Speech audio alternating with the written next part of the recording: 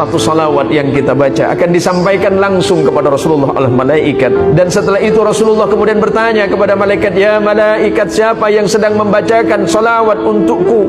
Ya Rasulullah, dia adalah salah satu dari umatmu yang selalu bermaksiat. Ya Rasulullah, sampaikan kepada kekasihku, kita bermaksiat, tapi Rasulullah menyebut kita kekasihnya. Kita ini selalu berdosa kepada Allah dan bermaksiat kepada Allah, tapi ketika kita menyebutkan kalimat Allahumma salli ala Sayyidina Muhammad, disampaikan kepada Rasulullah. Rasulullah kembali memberikan salam kepada kita. Sampaikan kepada mereka, ya malaikat, kalau mereka membaca salawat kepadaku satu, maka niscaya Allah akan membalas 10 kebaikan bagi mereka. Maka janji Rasulullah untuk kita semuanya, orang yang paling berhak duduk bersamaku di yaumil qiyamah adalah orang-orang yang senantiasa lidah dan hatinya berzikir kepada Allah dan membacakan salawat untukku.